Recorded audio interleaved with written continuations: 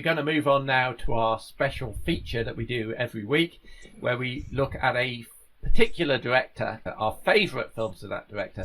And this week we've picked Robert Zemekis. I'm going to start on this one because there is one Robert Zemekis film that everybody knows, and that is, of course, Back to the Future.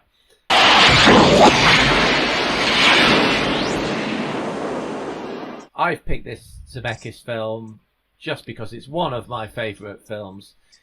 You look at the way it's constructed, it is such a clever film.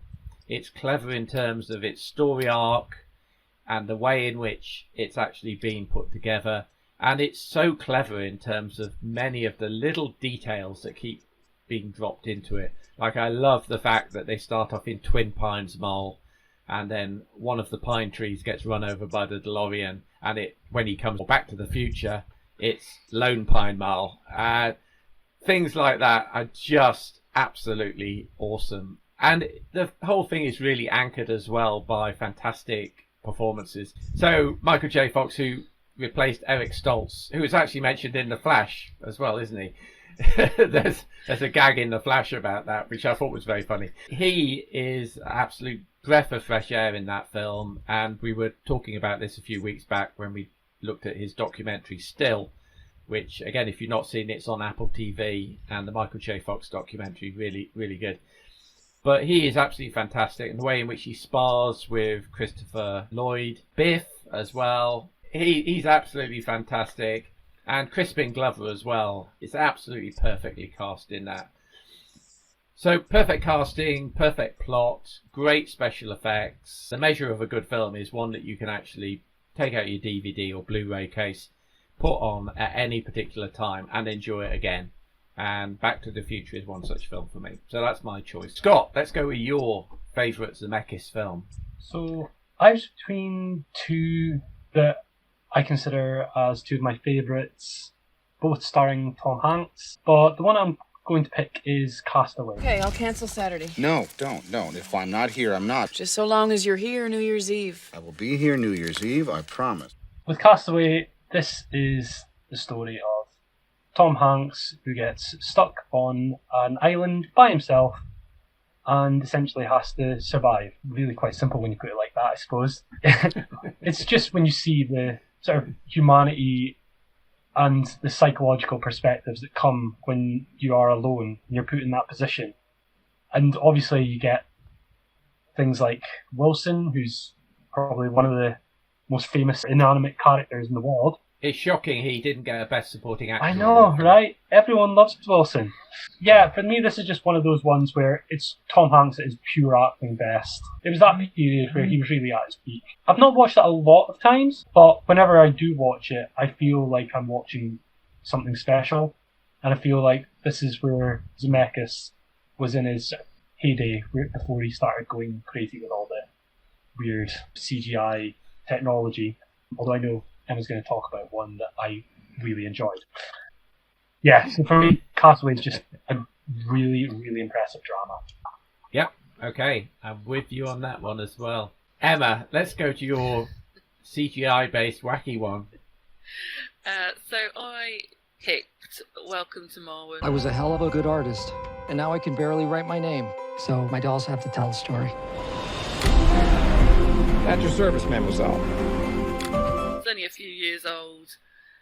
I was really intrigued when I saw it. Didn't realise initially that it was based on a true story of Mark Hogenkamp, who was attacked, ended up in a coma for 9 days, and then when he is back out of the hospital, he can't really remember much of his life previous to the accident, and his medical insurance doesn't cover rehab of any real description, so he ends up creating this World War II era model town, as it were, with characters that very much come to life, and that's all using motion capture from the actual actors and actresses, which was just incredible to see. And last night I was just going over some bits from the true story and looking at some of the pictures and things, and I found it incredible how well that was recreated, And I just thought it was just a really interesting story, and I'm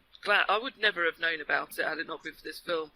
And I just thought it was incredible all around, just everything that happened. Yeah, I was just scanning through my review of the film.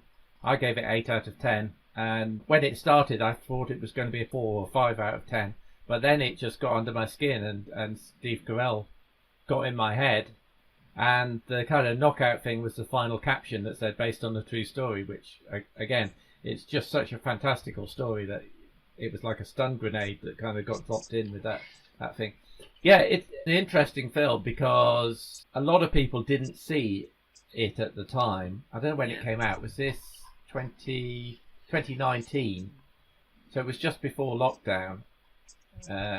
Before COVID actually. But a lot of people didn't go and see this film. I think mainly because they were great fans of the documentary Marwencol, which they were saying, well, this is a 10-star film, it's based on reality. Why do I want to go and see a fictionalized Hollywood treatment of it? A lot of the comments on IMDb about this film were negative, based on people who hadn't actually gone to see the film. That's where there are some instances where I don't fancy sitting watching a documentary about something, but you fictionalize it and add a bit of Hollywood bells and whistles to it, and I will go and see that, and then that in turn makes me think, oh, actually, I will now watch that. And I think it's a great way to get these stories to a wider audience that, absolutely wouldn't come across them under any other circumstances. Yeah, no, I think that's a really interesting choice. And I must admit, I have not seen that film since the day I went to see it in the cinema back 4 years ago. So I must put that one on my watch list again. Because I don't think the illustrious Mrs. Movie Man was with me then, so she hasn't seen it. So that'll be a movie night special, yeah, for sure. And finally, Andy, I love the work Zemekis of Robert Zemekis, both the sort of Castaway ones. I mean, Wilson had a ball, didn't he, making that? And I think that the more wacky ones as well. And Back to the Future 1, 2 and 3, I can watch again and again just as one long movie. So, I love them. I've gone for one that people may have forgotten about. Originally, I was going to go for Who Framed Roger Rabbit, which I think is a masterpiece, given the time it was made, particularly, of computer technology wasn't available then. But the one that I've gone for, and Bob, you did guess it, I've actually gone for Death Becomes Her. A touch of magic. Drink that potion, and you'll never grow even 1 day older. Bottoms up. No warning. Now a warning? Because, again, I think a lot of people have forgotten about this. It was 1992. Yeah. Meryl Streep, Goldie Hawn, and Bruce Willis playing a wimp. Now, Bruce Willis had just come out of Die Hard, and so this was a very brave move for Bruce Willis. Quite why these two very attractive women are fighting over him, I'm not quite sure, but they are. And the film centres around a magical potion that just simply means you don't die. And again, this was very early days of CGI. And the film actually won the Academy Award for Best Visual Effects. So the first real effect in the film is where Meryl Streep gets stabbed in the stomach and the camera pans round and we see Bruce Willis looking at her through her stomach. And it just goes on from there. I think Death Becomes Her is an overlooked gem and needs to be revisited by a lot of people. It's great fun. It's a great story, great acting, great actors at their best. And particularly, I think, let's give Bruce Willis some plaudits for playing this role so quickly after he'd come out of Die Hard. Yeah, indeed. I mean, it's probably closer to his kind of moonlighting character, isn't it, in terms of the leading man and the comic turn. But yeah, indeed. So, I mean, it's a slot like this that makes you appreciate just what films Robert Zemeckis has done. Like, nobody's mentioned Forrest Gump. Romancing the Stone. Yeah. I haven't got his list in front of me, but you go through it one after the other. Yeah. You go... Oh, Polar Express. Yeah, I always forget he's done that film. It's not bad. But a lot of people love Polar Express, I have to say, yeah. So he's a very good choice for this slot, I have to say. And there's 4 good films, so if you've not seen any of those films, there's some for your watch list.